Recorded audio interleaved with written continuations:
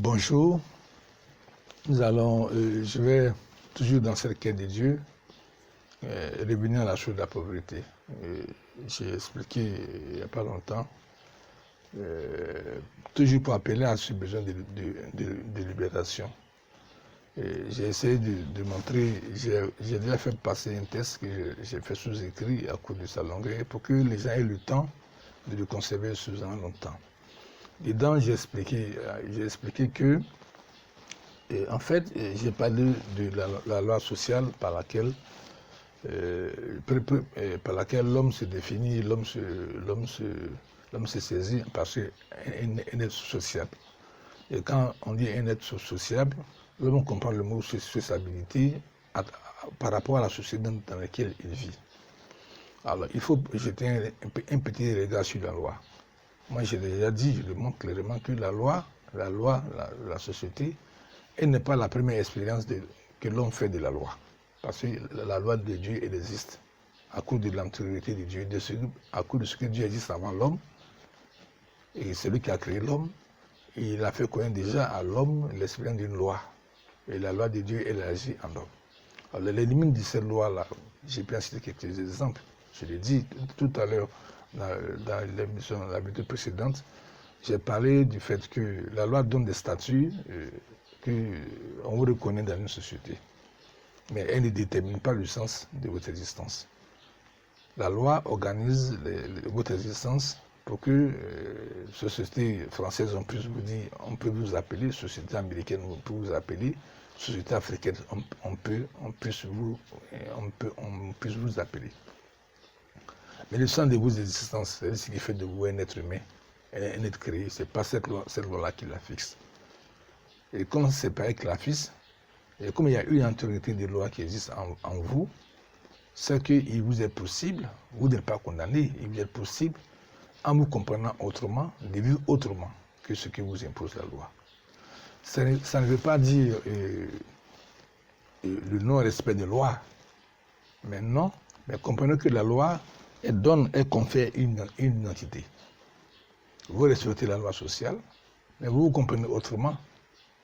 Vous comprenez autrement parce qu'en vous aussi agit une loi à laquelle vous vous soumettez et selon laquelle vous marchez. Et cette loi qui existe en vous, parce qu'elle est l'intérêt en vous, vous permet de vivre vous donne une vie intérieure. C'est-à-dire une vie qui est intérieure en vous, une vie qu'on ne voit pas, les autres ne peuvent pas voir. Et c'est cette vie-là qui vous permet la perception de Dieu. C'est cette vie-là qui donne son fondement au mot foi que nous prononçons. Donc un homme qui ne sait pas ça n'a pas de foi, il ne parle pas la même chose que vous quand vous parlez de foi, parce que vous sentez, vous savez, vous saisissez la réalité de votre intériorité, de ce que vous avez à l'intérieur de vous. C'est là que se fait la démarcation. C'est pour cela que quand on vous appelle pauvre, quand vous sentez, quand vous dites que vous êtes pauvre, d'abord je vous fais la remarque, c'est pas Dieu qui vous rend pauvre, ce sont ces idées de société qui vous rendent pauvre. Dieu vous appelle. Alors quelqu'un me demandait, mais Frédéric Kadou, on sait que tu mènes des actions pour ça et là pour tenter d'aider, mais on comprend que ce que tu penses, ta réflexion philosophique qui n'est pas ce dont on a besoin, c'est tes relations. Moi j'ai un problème, je vais la solution de mon problème. À ce cher ami qui se reconnaîtra certainement, j'ai dit non. Je ne fais pas de réflexion philosophique, je parle de ma vie. Ce qui m'a permis de résoudre ton problème est ce dont je parle quand je t'explique, c'est ce que j'explique à travers. Parce que tu ne vois pas et tu ne verras que parce que moi je t'explique et je te fais comprendre. C'est différent d'une réflexion philosophique qui est une pure action de l'intellect. Or moi je t'exprime une vie, je t'exprime la réalité d'une vie. Pour faire montrer la grandeur des puissances que nous avons en nous, parce que pauvres nous sommes, pauvres parce que rejetés par une société, non reconnus à la façon dont il aurait fallu, puisque nous sommes pauvres, nous sommes différents des autres, Dieu nous appelle et il nous donne une réponse. Même à ça, Dieu a donné une réponse, il a donné un message. Je ne cesserai jamais de me plaindre de ce que nos responsables, nos pères religieux, Ils ont tout lu dans l'évangile, mais ce mot, quand ils le voient, ils ferment l'évangile, ils passent comme si ça n'existe pas dans l'évangile, de sorte que personne ne prend en considération. Je le dis parce qu'il m'a demandé, donc tu veux dire que ces pauvres-là, ils ont ces pouvoirs? Il dit oui, c'est pourquoi j'ai dit que pauvre je suis. Pour parler de la pauvreté, et de la pauvreté, je suis témoin. C'est pour cela. Et je dis, quand je dis j'appuie, je dis non. Que la chose de l'interprétation biblique, la Bible ne peut pas se réduire à un simple quelque chose d'interprétation, d'un commentaire qu'on en fait, d'une compréhension qu'on retient, selon la petite limite de sa propre conscience. Ce n'est pas possible. Le fait, c'est réduire Dieu à nous, à la petitesse de ce que nous sommes, à l'insignifiance de ce que nous sommes. Oh, c'est pas possible. Si nous faisons ça, nous ne pouvons plus appeler Dieu Dieu. Nous ne pouvons plus. Nous devons être incapables de dire Dieu. Nous devons être incapables de le concevoir. Et c'est ce qui est arrivé aux autres, à ceux qui veulent forcément assujettir, désapproprier Dieu de ce qu'il a fait et s'en faire mettre. C'est parce que je suis pauvre que je suis capable de m'asseoir et interagir avec des esprits qui nuisent à la vie des hommes, à des êtres humains, qu'ils soient chrétiens ou non. C'est parce que je suis pauvre. Et c'est parce que je suis riche de la foi que cela devient possible. Donc pour le faire, je n'ai pas besoin des immeubles, je n'ai pas besoin d'avoir mille fondations. La foi suffit. Alors c'est pour ça, c'est ce que j'explique. C'est pour ça que je vous appelle. Alors, si vous avez compris que vous pouvez vous comprendre autrement et comprendre autrement et vivre autrement, dans ce autrement dans lequel vous allez, vous rencontrez, vous donne la possibilité de rencontrer Dieu et de voir la véracité de ce qu'il dit, de ce qu'il vous a promis. Alors vous devenez une autre personne. Vous êtes une personne que la société, telle qu'elle soit africaine, européenne, française, américaine, voit, mais en vous, il y a ce que cette société ne voit pas, qui est en vous, mais qui est une réalité. Alors cette société ne peut pas, comprenez que cette société ne peut pas, c'est pas de l'effort, il ne peut pas vous apprécier à partir de ce qu'il ne voit pas. Il vous apprécie forcément à partir de ce qu'il ne voit. Et il ne reconnaît en vous que ce qu'il vous a donné. Or, ils ne vous ont rien donné, c'est pour ça qu'il vous appelle pauvre. Celui qui vous a tout donné ne vous appelle pas pauvre.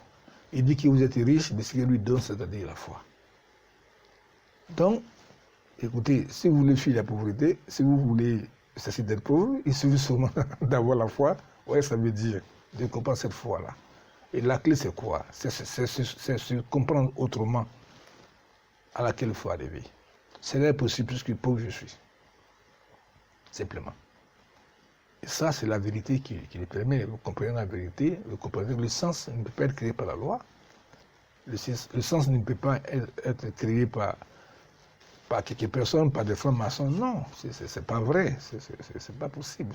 Alors, je n'ai même pas entendu dire que les francs-maçons dirigent tout. Écoutez, qu'un franc-maçon, un président soit un franc-maçon, moi, je n'en fais que parce que il ne détermine pas le sens de ma vie.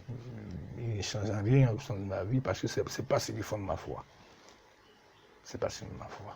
Alors s'il y a un problème, c'est parce que devant ce président, devant ce franc-maçon, je ne fais pas suffisamment je ne fais pas assez de manifestations de ma foi pour le convaincre. Or, les prophètes, la Bible nous laisse comprendre qu'aucun prophète de la Bible n'a subi l'influence d'un roi qui n'adore pas Dieu. Vérifiez, vous verrez. Aucun des prophètes n'a été victime.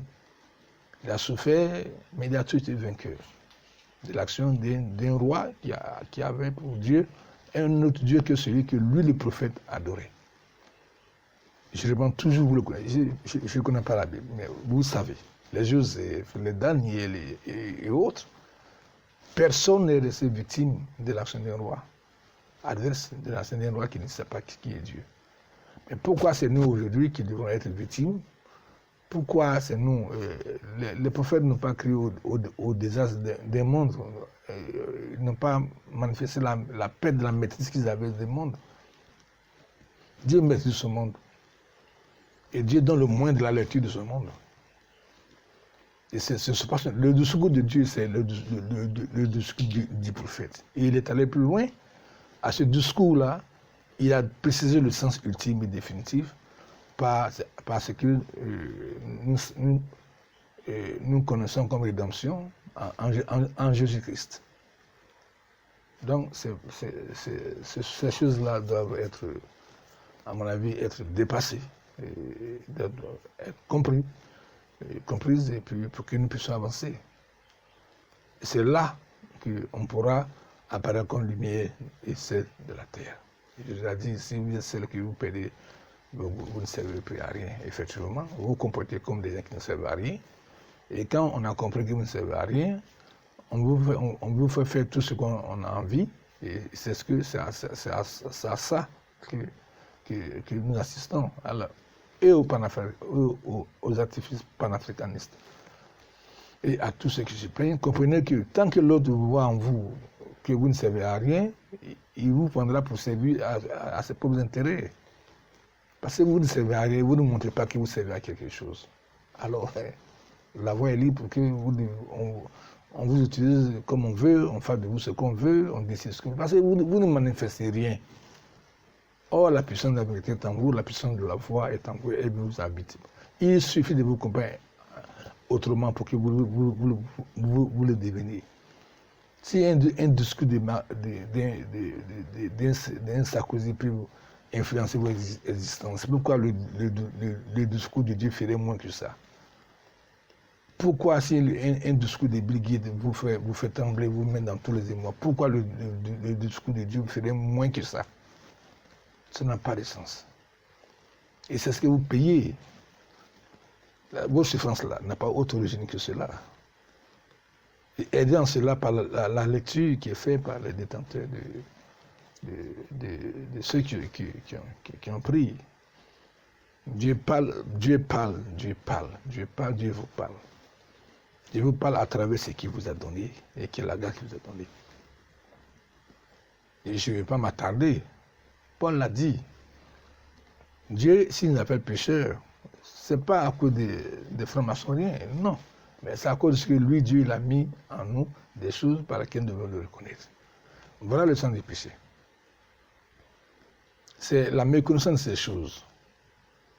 Et comme il est conscient, il est sûr qu'il nous a donné, alors ça devient alors pour nous pécher de ne pas comprendre, de ne pas être sûr qu'il nous a donné. C'est pas, il dit, c'est pas les c'est pas la construction des cathédrales, c'est pas les symboles, non. Il n'y a pas plus grand symbole. Qu'il le fasse, mais lequel d'entre eux s'est mis sur une croix pour verser son sang pour dire, je viens sauver l'humanité. Manipuler une société, avoir de l'argent, bon écoutez, Jésus est venu, on parle du sort de l'homme, on parle de révolution existentielle de l'homme. C'est de ça dont il est question. C'est de ça que Dieu parle. Donc, ne nous écartons pas des combats qui doivent être les nôtres pour aller sur des terrains qui n'ont aucun intérêt pour nous, qui ne servent pas à notre révolution existentielle. Donc, pauvre, réveillez-vous. Vous n'avez pas besoin de détruire quoi que ce soit. On n'a même pas besoin de faire une guerre. On n'a même pas besoin de faire. C'est pour ça que, quand pour fermer la conscience des hommes, on n'a rien à dire, on n'a rien à leur dire que Jésus est amour. Bon, écoutez, Jésus est amour et puis vous subissez tout. Mais l'amour de Dieu aussi, c'est votre réaction. L'amour de Dieu aussi, pour vous, c'est la force qu'il vous donne. Je disais à une bonne mère que j'aime bien, bon, tu dis que tu as une intimité avec Dieu, Dieu t'aime bien, tout ça. Si tu vis encore, c'est par la force de Dieu. Mais il dit, mais pourquoi toi, le diable te poursuit et moi, je poursuis le diable? Pourtant, nous nous considérons comme enfants de Dieu. C'est qu'il y a quelque chose qui ne va pas. Moi, je poursuis le diable. Et toi, le diable te poursuit. Tu vas sentir sa réalité dans ton existence, et en souffrir, en pleurer tout le temps. Moi, je le poursuis. Et à ma perception, c'est moi qu'on veut forcément prendre pour mauvais. Moi, je dis, bon, c'est ça. Bon, je ne peux pas, excusez-moi, je ne peux pas m'empêcher de rire. Donc, à ce monsieur qui m'a dit qu'il ne voit pas l'intérêt de la pauvreté, il ne voit pas en quoi ça règle le problème, il dit non, c'est moi qui règle le problème, et je te dis avec quoi je résous le problème. Je le fais parce que je suis pauvre. À cause de l'argent, tu peux penser ce que tu veux de moi, mais ça n'enlève rien à ma foi. Parce que la foi, c'est Dieu qui l'a donnée.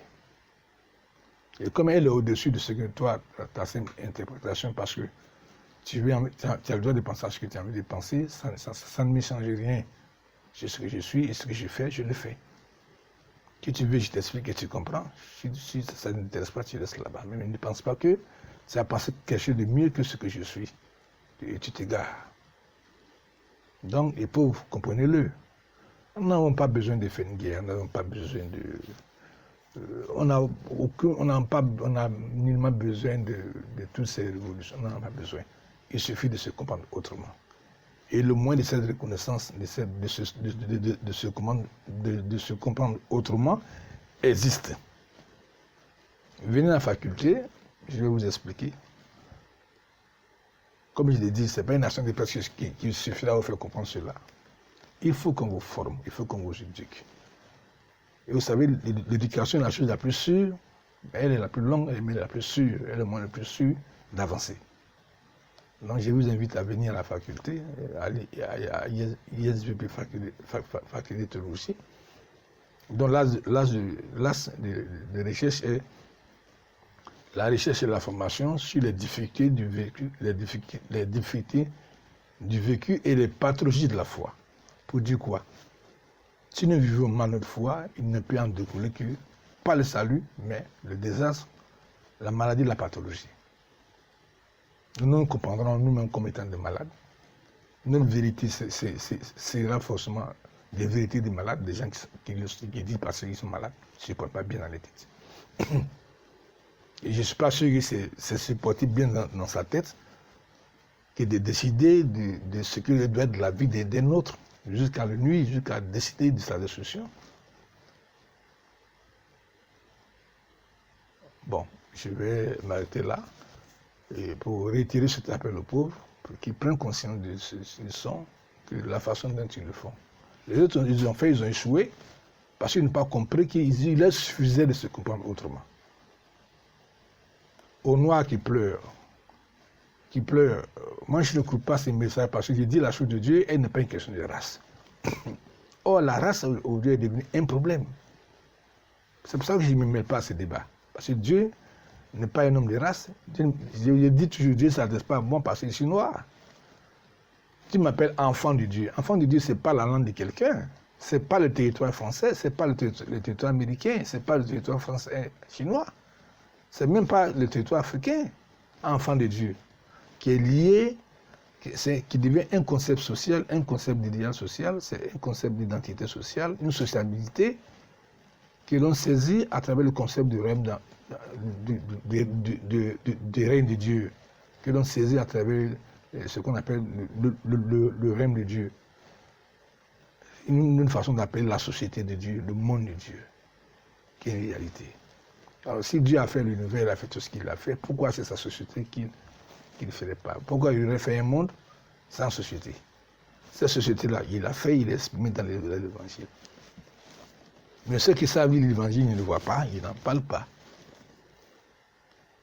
Et ils nous rabattent les problèmes du monde que Dieu, de la société que Dieu n'a pas souhaité créer, que les hommes ont créé, où ils manifestent, ils affirment sa négation, c'est-à-dire l'inexistence de Dieu.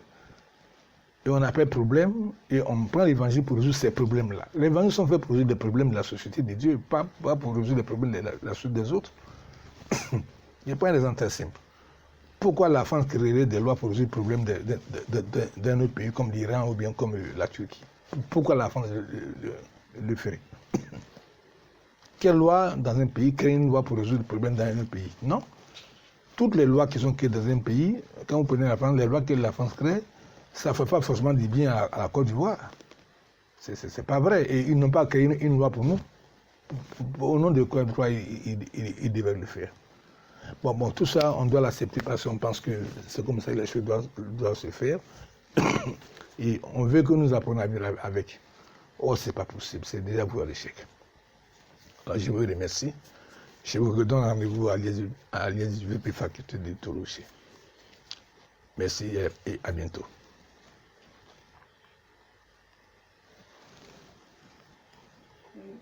batterie là dépasse moitié.